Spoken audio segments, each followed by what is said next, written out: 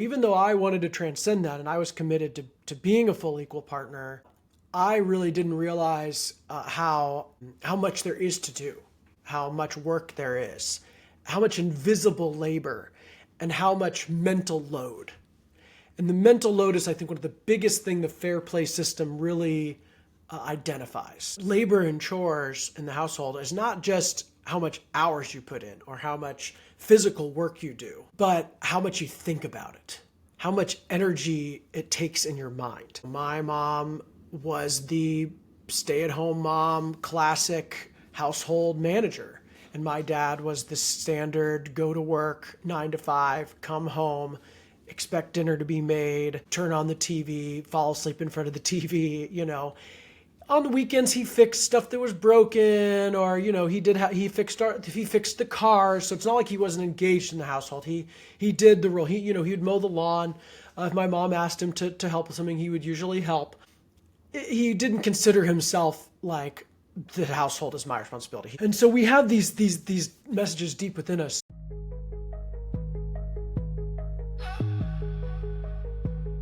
You are listening to Dedicated Joe, the new dad's guide on the upending and transformational experience of becoming a father.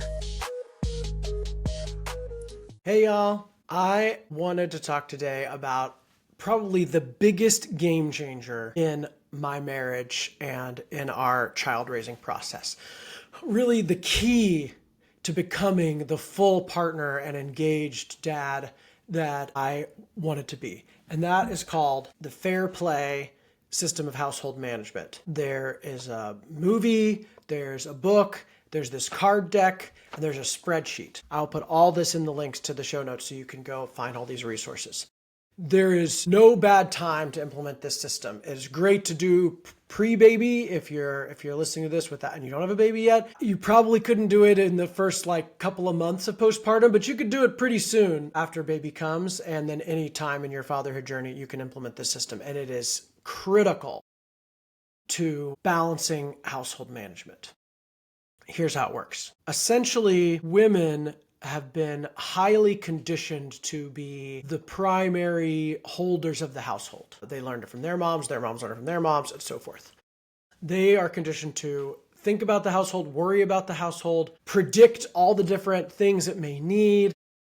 This is, of course, highly related to their children, right? The brain transformation that happens after a baby's born can cause this heightened amygdala and this increased intuition, so they are both more afraid of everything, and they're also more intuitive, or their foresight's even better. So they are kind of always, their vigilance is just always very high. There's always something to be done for the kids, but also for the household as a whole. And I, identify as a feminist, meaning that I believe in gender equality. I believe that women and men are equal, that all our labor should be fairly compensated, that there's no difference based on gender in terms of quality or certain skills. And therefore, I didn't believe that household chores or household management should be a woman's job, right? I believe that should be evenly split between the two of us. And when we agreed to have a baby, I accepted that half of that responsibility was mine, and that I was going to do whatever I could to show up. It wasn't like that with my parents. So my mom was the stay-at-home mom, classic household manager, and my dad was the standard go to work, 9 to 5, come home, expect dinner to be made, turn on the TV, fall asleep in front of the TV. On the weekends, he fixed stuff that was broken, or he fixed the car. So it's not like he wasn't engaged in the household. He did the role. He would mow the lawn. If my mom asked him to help with something, he would usually help. But he didn't consider himself like the household is my responsibility. He considered that hers, and my mom was the same way. She considered the household her responsibility, and if she needed help, she had to ask for it, had to convince him. So that was kind of how I was raised, and Serenity had similar upbringing. And so we have these messages deep within us. So even though I wanted to transcend that and I was committed to being a full equal partner, I really didn't realize how much there is to do, how much work there is, how much invisible labor, and how much mental load.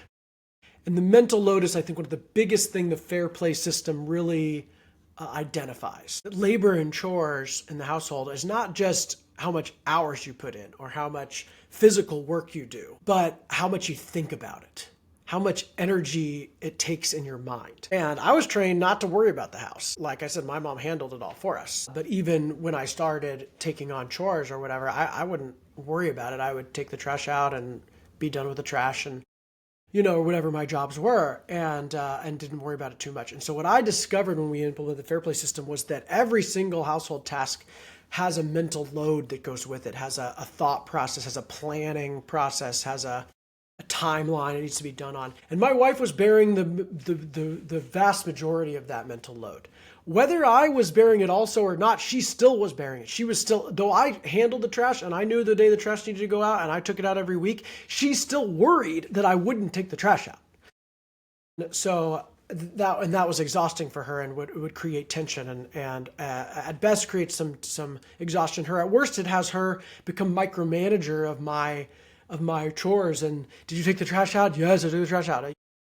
Men hate being nitpicked, right? Like we hate being nitpicked. We hate this being criticized, being nitpicked, being micromanaged. It's one of the things we really hate. Women hate being assumed that it's her responsibility. They hate being abandoned in that way, right? That it's like, oh, you're just going to handle it for me. So women hate being abandoned, men hate being nitpicked. This is one of the biggest things that causes ends to marriages is this dynamic. Women feel abandoned, and so they ask for help in a way that feels nitpicky or naggy to a man, and then there's this constant tension, and the woman feels unsupported and the man feels unloved. Fair play is the solution to this for both of you, right? So there's various ways for you to start with it. The movie is great to watch together. It's hard to watch, guys. It really shows some of the ways that it really highlights the inequality of household management that we still have in this country. Women have gained a lot of rights and, feminism's come a long way and they're still make less compared to men for the same labor. There's places where women aren't equal. But this is a big one where women are still not equal. Women still bear the enormous majority of household labor, even when they both work full time. They still bear it, and that's not fair, and it's not good for the marriage. And so, Fair Play the movie really outlines this, shows all the ways that men kind of fall short on this, which was hard for me to watch because, I didn't think of myself as one of those men. I really thought of myself as one of those men who was playing an equal role. And to be honest, when we watched it, I was better than most of those men. If you don't have to watch the movie. Women, moms, you might want to watch it. You might want to show it to your partner. If you brought it to your partner and watched it with her, she'd probably really like that. But just be prepared to be a little offended for men. Women are going to be like, yeah, that's right. And you're going to be like, I'm a victim. So, just beware for that. The book's great. Only one person in the pair needs to read it. It's really written for women to read and then to be sort of taught to their partner. But there's no reason the men can't read it. There's a few chapters the men are supposed to read, and I read those and a few more just to do my part. My wife's the reader. I'm not a reader, so she read the book, but I would have read the whole thing if that was what it took. But if you want to implement this in your house and you want to lead this, I recommend reading the whole book. And then in the book, it describes how you use the card deck. And then the card deck also has a spreadsheet that I'll put in the notes that was really, really useful. So this card deck, it's 100 different cards. Every different household management task is on one of these cards. So she really... Eve Rodsky mapped out the household labor into 100 exact tasks. She recommends that you don't have any more than 80. If you don't have kids, it's even fewer than that. But even with kids, you can whittle it down to 80. So you start by playing the game. And this takes many hours. I would say to really finish the game and to have your system in place, it's probably 6 hours at least. So you can't do it all at once. You got to break this up over periods of time. And the book outlines how you do this. First, you start by eliminating cards. You decide what are at least 20 of these cards that we're just not going to do. These are just not important to us. These are household tasks that we could do, but they're not important to either of us, so we're going to leave them out. Try to get down to 80 or fewer cards. We were able to do that. And then you start to decide who holds which card. Now, to hold a card, there's 3 aspects of holding a card. There's the conception, there's the planning, and there's the execution. So she calls this CPE. So it's the CPE of that card. So using the trash as an example, there's the conception of trash gets accumulated in and the trash bags and the recycling and different cans throughout the house. The planning is it needs to go out on this certain day. It needs to go out when it's a certain amount of full, and then needs to go to the curb a certain day of the week to be picked up by the city. And then the execution is I fully do it. I take the trash out. I put the cans on the street. I bring the cans back. I replace the bags in the cans. Right. That's the CPE of that. And so having this conversation, even though I feel like I was handling all three of those for the trash, my wife didn't necessarily understand that I was. So she continued to think or worry about it. But just having the conversation around the fact that, okay, I understand that this is what this card means and I have it now, lets her be like, okay, I never have to think about the trash again. And the mental load comes off of her.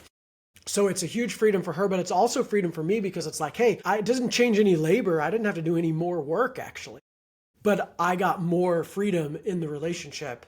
And she was free to put her attention on other things, which of course is sometimes on me or on things that are good for the family. There are cards that you're going to end up taking that are new, that maybe she has, 60 cards and you have 30, and it's like, okay, I actually, this isn't equal. You may discover that there's a lot of tasks being done that you didn't realize were being done, and she shouldn't have to do more of it, especially if you're both working. If you have a stay-at-home mom, maybe it's agreed that she has more cards because you're working and she isn't outside the home.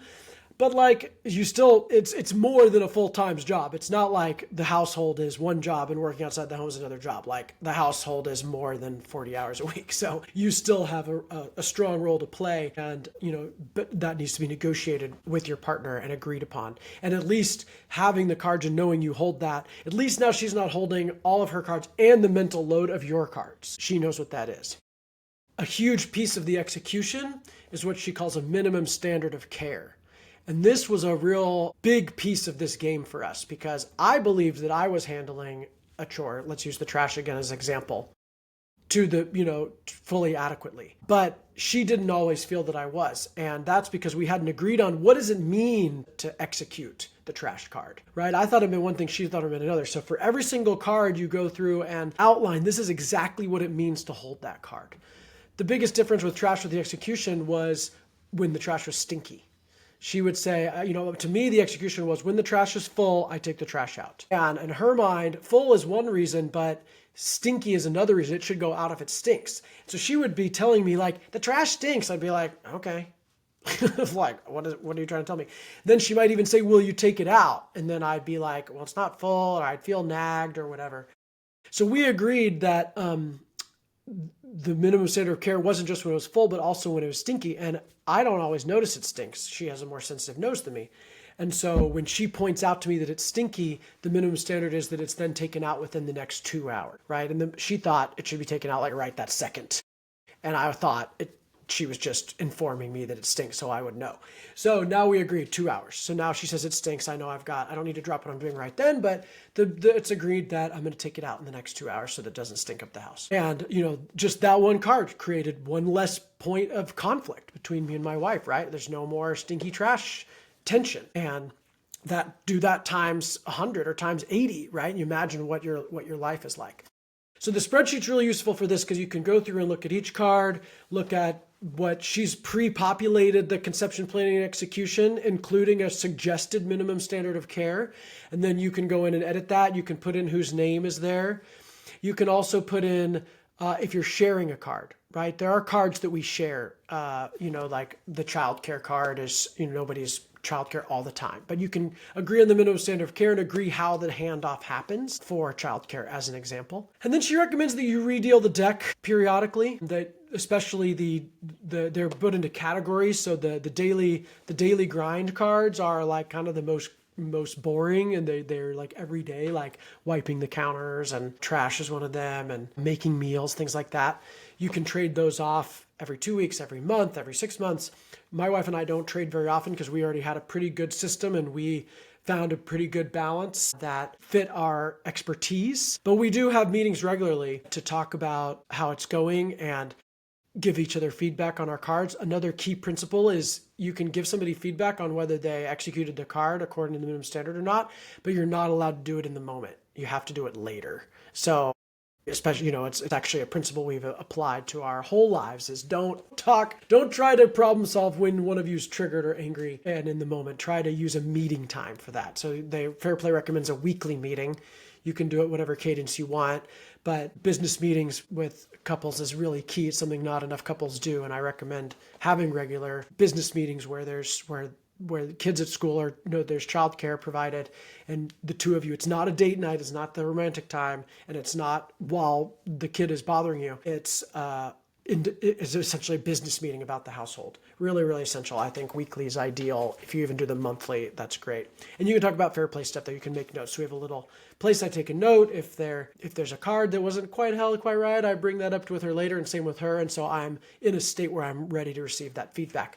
And then we're constantly changing those minimum standards of care. It turns out certain things need to be held a little better than others. There's things we didn't think about. So it's a living document, but it's a huge game changer, and it does take a lot of work to implement. But man, is it so much freedom to know that I'm fully showing up and I can objectively show that I am holding my half of the household. And the amount of energy freed up from her is just so powerful. Like to have her trust in me, and to not only not be nagging me, but to have her love and appreciation, allows her to love on me more, to love on our daughter more, and to make room for self-care. We actually have more. It actually creates time because of the duplication. There's no any kind of duplication of effort. And in that, there's time created for self-care, for what she calls unicorn space, where we get to do fun things.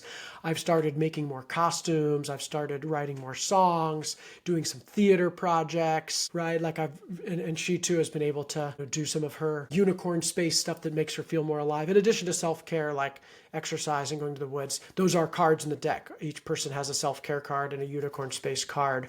So it's not just about serving the house, but it's also like about staying full. So love this stuff. Eve Rotsky, Fair Play, really huge game changer. Links in the show notes to all those resources. Become that equal player, balance and support your marriage, and get that freedom. But most importantly, stay dedicated.